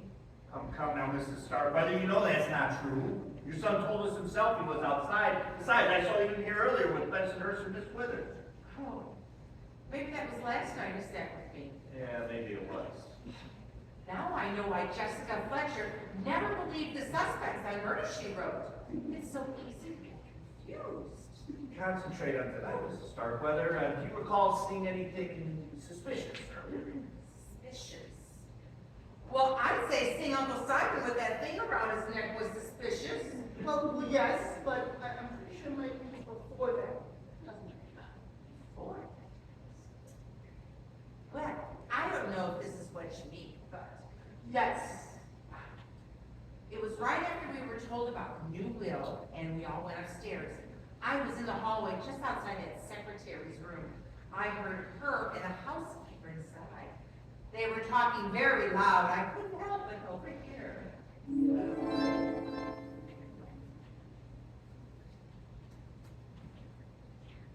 What are you doing in my room, Mrs. Trent?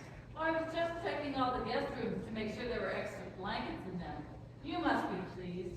Why do you say that? It worked out just as you planned. I don't know what you mean. I think you do.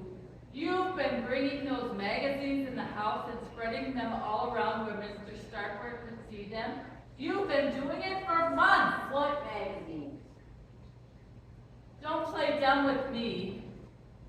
The news magazines and scientific journals. Yeah, I've seen them. They all have one thing in common. Articles about cloning. I didn't realize until tonight, but now it's obvious. You planted the idea in Mr. Starkweather's head to clone himself. What if I did? There's no law against sharing ideas, is there? I'm sure your lawyer friend would say no. Since you're in on this together. But that doesn't make it right. I think what you're planning to do is hideous. Perfectly frank, I couldn't care less what you think. Get out! I'll go. But remember one thing, young woman. You're not the queen bee yet. And you won't be until Mr. Starkweather signs on the dotted line. Assuming that ever happens.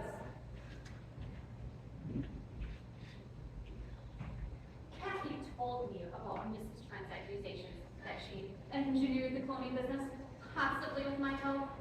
Apparently, Mrs. Starkweather reported their conversation accurately, which is something of a Did surprise. you and Kathy Collins get grandfather the idea to clone himself? I really don't think that's relevant to the case at hand, Simon. Even if we did, we weren't breaking any laws. Don't you agree, Mr. Davis? No laws I can think of. Then shouldn't we focus on the law that was broken? I'm referring to murder, that is. Right as usual, Miss Van Zandt. Can you volunteer any information that might help us? I will tell you this. Earlier this evening, I was heading to the kitchen to ask Minerva for a pot of coffee. It had become apparent that Kathy and I were going to be working late, and I thought that caffeine might help us stay awake. Minerva wasn't there, but Rufus was. I heard him talking with Mrs. Starkweather. Their conversation was rather peculiar. Let's see. 1, 2, 3, 4.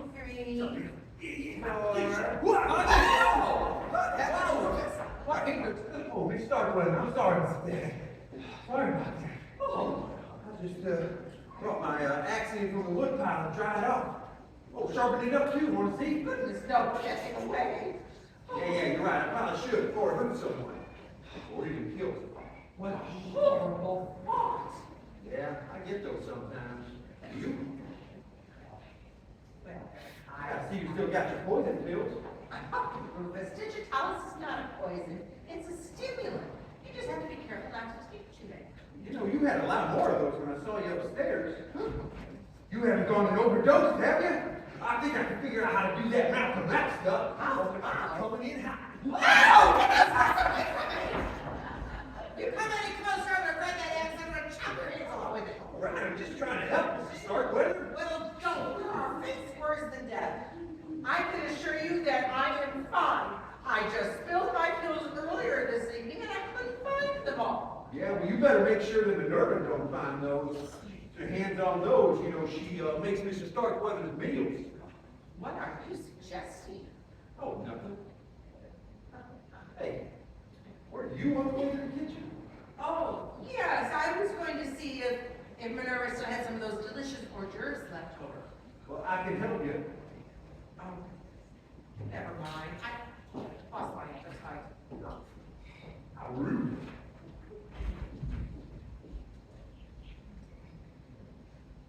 Mr. Starkweather's meals? What do you want to know about them? Who did he dine with? Did he eat the same food as everyone? Well, he was on a pretty restricted diet. Low salt, low fat, so I prepared most of his meals separately. Wait a minute. Are you saying that something was wrong with my cooking? No, you're a great cook. That roast leg lamb you made tonight was wonderful. Yes, well, I've always been told that I have terrific legs. So what? You know what? Forget it. You told me what I needed to know. Changing the subject, do you recall anyone else with you in the kitchen earlier tonight when the lights went out? During the black. I was in the pantry checking supplies for breakfast, and the lights went out. So I went looking for those candles that Miss Trent had to pass out to everybody. I took it out, and I lit it. Minerva, Nancy, is everyone all right? Hey, no worries, Bensonhurst. I'm here, and I'm fine. I was just outside when I saw the lights go out. Oh, I was in my room and everything went dark. What happened? Oh, Bensonhurst forgot to pay the light bill. Keep that up, I'll forget to pay your wages. What in the blazes is going on? The storm knocked the electricity out, apparently. My candles did come in handy, you see. Oh, remind me to give you a gold star later. Bensonhurst, can you get the lights back on? That's what I came to find out. That's a nurse? Cinderbreaker's right over here. Oh, I hope they hurry. I don't like the dark. Whoa, that fast enough for you? I'm gonna go finish what I was doing. Why did you come in here? We tracked water all over the floor. Why Mr. Starkweather doesn't fire him, I'll never know.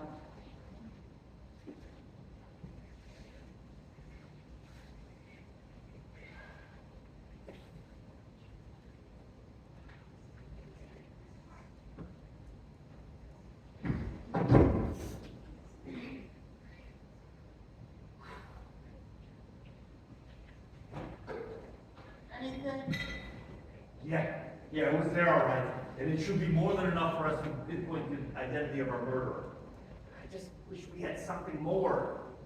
It could take weeks to get the test results back, and if the will is probated and the killer gets his or her inheritance before then, they could be long gone. It's easy enough to buy a new identity with $1 million or more. I just wish there was some way we could get the guilty party tonight. Yeah, well, anything but the suspects. Shit. They were too busy making each other look guilty that they didn't reveal anything about themselves. You know, sometimes the slightest little... Hey, move your feet. Right there on the road. I think it's...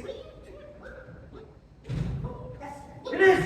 Simon! I know who murdered your grandfather! No time for that! Quick, go get Benson or Sarah and bring everyone in here immediately. Yes, sir! Oh, but I was like, if you'd like a pot of coffee. There's no time for that. Go upstairs, fellas. Come back here now. Yes, sir. I don't think the police chief will mind me using a sandwich bag to gather evidence. I don't think he'll mind a bit. Oh, here's another one. Oh, I got you now. Hey, I think that's what you want. Yes. Yes. Yes. Come on, I'm sleeping. All right, just come on in. Just come on in. All right, it's too late, Mr. Davis. Or very early, depending on how you look at it. If nobody else is gonna ask, I will. Why did you decide to call us together at this hour? It's been a long night, hasn't it? I'm sure you're all very tired. I know I am. But I thought you might all rest easier knowing who murdered Simon Starkweather. You mean you've discovered who killed Great Uncle Simon? I believe I have, and I'm going to show you in the next few minutes. I'm amazed, Mike. How did you figure it out? First, I had to find the answer to a question that had bothered me from the beginning. It would have been so easy to make it appear that Mr. Starkweather had died of natural causes. A suggestion that Jordan Starkweather made to Miss Withers earlier tonight. For example, Mrs. Starkweather, or her son, could have given some of her digitalis, triggering a heart attack. So too could any one of you who are aware that she spilled those pills right here, and here, and here, earlier tonight. Miss Withers could have achieved the same result, injecting an air bubble into his bloodstream with her needle. Any one of you could have gone into a room and done the same thing. I'm sure several of you even considered scaring the old man to death. We got Minerva with her knife, Miss Thompson with her gun, Rufus with his axe, Bensonhurst with his wrench. The possibilities are endless.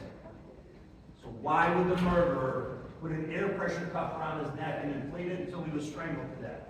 The answer is so simple, I feel like a fool not having seen it before. I gotta ask what that is. Naturally, when Mr. Starkweather had that air pressure cuff put around his neck, he was already dead. Oh, what? Isn't that right, Miss Van Zandt? Miss Van Zandt, you are very clever, Mr. Davis. It had to have been you. We were sitting right there earlier tonight. I went to go find Bensonhurst. You went to go check on Mr. Starkweather. You must have gotten there moments after the murder killed him and stuck him with Withers. That's what I figured too. Oh, but why would you put the cuff around his neck? As our able detective here has surmised, the killer made it appear as though Mr. Starkweather had had a heart attack. Death seemed to have indeed been due to natural causes. There was no doubt in my mind, however, that someone in this house had killed him. I knew that under the circumstances, the coroner would have no reason to perform an autopsy, nor would the police conduct an investigation. I was about to let my employer's murderer get away scot-free. I saw the blood pressure cuff on the bed, so I put it around his neck and inflated it before wheeling him into this room. Well, your plan worked. No one would question the fact that Mr. Starkweather had been murdered.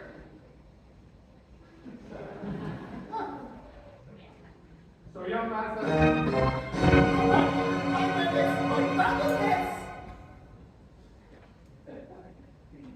so young master Simon hired Mr. Davis to find the real killer. Which I have. That little stunt of yours was awfully naughty, Miss Van Zandt. For a while, it distracted me from the main problem. Instead of wondering who did it, I kept trying to figure out why did they do it that way. Once I solved that little riddle, the rest of it came easy. I'm sorry, Mr. Davis, but if you have discovered the identity of the killer, then wouldn't you say that ends justify the means? Yeah, you might be right. And the police might even overlook the fact that you tampered with the crime scene. If not, I'm on very good terms with the local judges. Well, how do you know Miss Van Zandt didn't kill Grandma Simon herself? Motive. Yeah. Some suspense, Mike. Tell us who did kill Mr. Starkweather. Oh, better than that, I'll show you. Everyone just stay where you are. Where you going? All right, I'm sure you all have those candles in your pocket that Miss Graham handed out. Take those out now, please. Take them out, let's go. Light 'em up. This is nice so Christmassy. Now, as I was investigating Mr. Starkweather's body, I saw what I took to be a few drops of blood on his bathrobe. As it turns out, it was another substance entirely. I forgot about that for the time being, until I was interrogating you individually. And I noticed one of you rubbing your thumbnail, one against the other. What I took to be a nervous gesture, as it turns out, it was nerves trigger my guilt. I forgot about that again, which I sometimes do, until I recalled Minerva's testimony, and she reminded me those of you who were gathered in the kitchen when the lights went out. Those candles. And a moment ago, I discovered these on the floor right there. And I had the evidence I needed to pinpoint our murderer. Thin scrapings of red tallow. Tallow that matched the drops of Mr. Starkweather's bathrobe. Tallow from the red candle that the murderer was holding when he murdered Simon Starkweather. Tallow from the one red candle you are now holding, Rufus, a.k.a. Rusty Jones.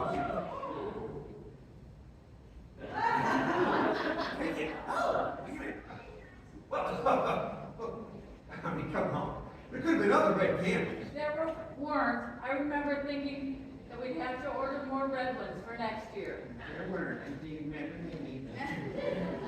Well, come on, Mike. Is this the best evidence you got? The color of a candle? I can do better than that. As I was walking around the room, I noticed these scratches on your wrist, made by Mr. Starkweather, no doubt, as he fought for his life. I'll bet the skin samples I took from under his fingernails are a dead match to yours. I've met a lot of DNA specialists over the last 6 months.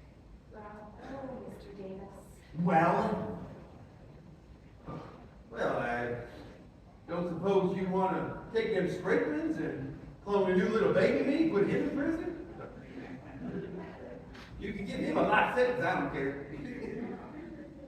No, nobody's going for that? Okay. All right, well, hey, Miss Van Zandt, congrats. Guess I should have known better than to try to out-slime a slimy lawyer. I might have caused you to lose access to Starkweather's billions. You sure are getting the better one over on me right now. why don't you just tell us what happened? Oh, yeah, well, I might as well. You got the main part anyway. Well, it's like this. I was all excited about $50,000. I thought I was rich. But then I started adding things up. And I thought, if I'm going to buy 2 TVs, well, that don't do me no good. Unless I have a cable TV subscription. Yeah, like one of the good ones, the premier ones, like hundreds of channels. But then I thought, well, that don't do me no good either. Unless I have a big, comfy recliner to sit back and fall asleep in while I'm watching TV. Yeah. But then I thought, well, that don't do me much good either. Because I live with all of y'all up in the attic up here. So then I need to get my own place. And dang, blame it, all of a sudden all the money's gone. 50,000 don't buy you much. Starkweather, he wants to give us pennies. He's going to pass along billions of dollars to his Ugly little baby clone? That ain't right. It's not fair. A man like that don't deserve to live. So I waited in the hallway. And I listened at his door till I knew he was alone. And I snuck in. He was awake. And I walked right up to him. And I grabbed the handles of that wheelchair. I got right down in his face. I said, what you're doing is monstrous. You don't deserve to live. I'm gonna kill you. And I reached for his throat. Oh, he was terrified. Yeah, he kicked his wheelchair back into the bedside table. The reading lamp would crash into the floor, pitcher of water right on top of it. He shorted the outlet and blew the circuit breaker. Oh, so you didn't cause the blackout deliberately. No, it nearly ruined everything. Oh, but then I remembered, goody two-shoes little Trent over here gave everybody a candle. So I pulled it out of my pocket, lit it up, held it with one hand. I grabbed the oxygen mask off of his chair with the other, and I clamped it down hard over his nose and mouth, so hard he couldn't breathe. Oh, he tried to fight back, made a feeble attempt to fight me back with one hand while he rang that bell with the other, but all he managed to do was make a few little scratches on my wrist, as you noticed. Well, that and spill some candle wax on his robe. You know, I don't know if that old guy died of a heart attack or suffocation, but it didn't last long. Yeah, old boy did the best he could, and I guess it was enough to pin his murder on me. And then I put the mask back on his chair, blew out my candle, and I snuck through the connecting door to his mother's room. Yeah, you remember this, don't you? Yeah. I snuck in. She had her back to me. She had just managed to light a candle. I grabbed a candlestick off the dresser and hit her on the head with it. She fell to the floor and the candle went out. How's that bump on your head? Yeah. Hey, I guess this is about the time you, Miss Van Zandt, were turning my apparent natural death into an apparent murder. Right about then, Colin screamed, and I ran in here and joined all of y'all. I bet you were as shocked as the rest of us to see that blood pressure cuff around his neck. Oh, I was. That was real clever, Van Zandt. Gotta give you credit. I'd have killed you, too. I just didn't know who pulled the trick. Until now! Give me that gun! Oh, hey, who's the idiot now, Benson Hershey? All right, everybody stay still. Take it easy. You don't do anything you're going to regret. Oh, it's too late for that, Mike. Hey, get on your knees. Hands on your head where I can see you. Yeah, hey, what are you doing? All right. Now, you know what? Put your hands on your mouth. Yeah. Now, put your hands on your backside. Oh, that's hilarious. Like a Macarena. Get up and come with me. Where will we go? The bridge's out. Oh, well, I know where that tree is that Simon talked about. Hey, young Simon, you want to give me your keys, buddy? Put them in the front pocket right there. Don't do anything funny. Get it in here. Come on. You'll never get away. Oh, I think I will. Oh, yeah. Phones are still down. All your cars are on this side of the water. Remember, I parked them? None of y'all even gave me a tip? Yeah, it'll take you hours to walk to town and get the police. I'll be long gone by then. What about me? Well, what about you? I'd have committed the perfect murder if it weren't for you. What do you think I'm going to do to you? Not a thing. If I can help it. Ow! Oh, man! Oh! You're burning! Oh! Sitting part! up with you in the afterlife. Hold it right there, as they say in France. Oh! On your feet. Let's go. Oh, man. Now let's keep these cuffs on me for just such an occasion. Come on, let's have them. Okay. Oh. Man, my hand. Well, yeah, I got a kind of a meaty part of my wrist here, too. Sure, I got it. Yes, I got it. Hey, I'm in this action. Relax, it's professional, people. You got it? Oh, yeah, thank you. Take a cup. Yeah, yeah. Remind me to give you the bonus. Yeah, sure thing. Well, you're gonna be spending an awful lot of time behind bars. What do you gotta say for yourself? Well, I sure hope they have big screen TVs in prison.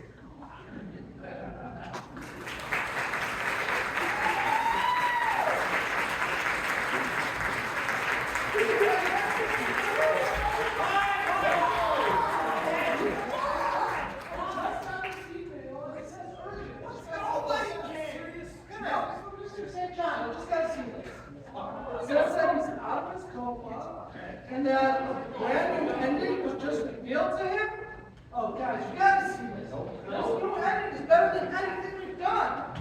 You know what? I'm just gonna get the cast and go over this new ending. I'm sure they can perform it for you. Wait. When it says here that there's new clues and actions they have to go in the first half, we're just gonna have to do the show from the beginning.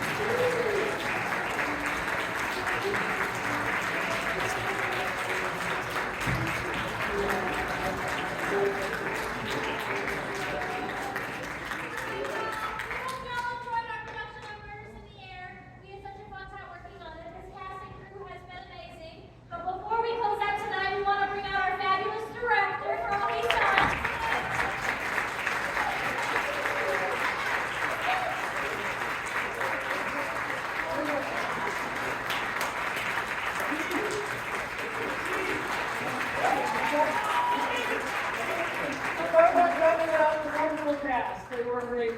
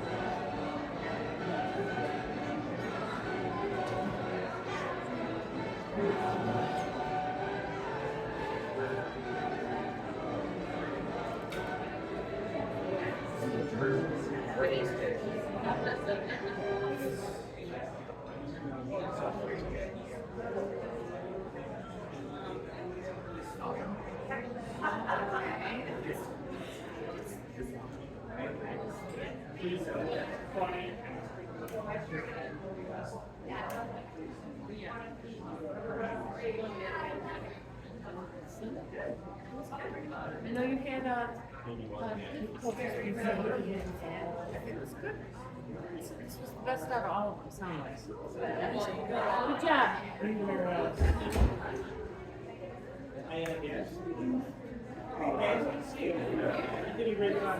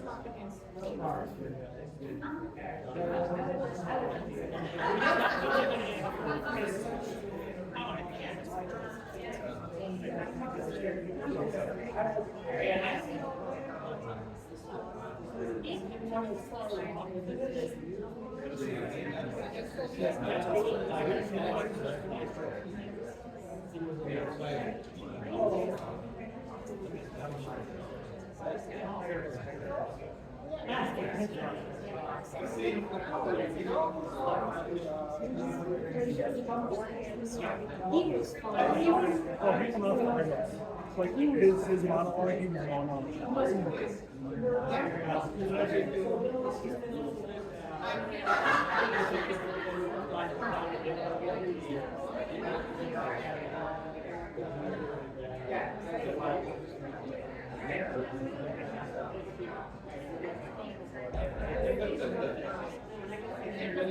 his monologue, he was going on.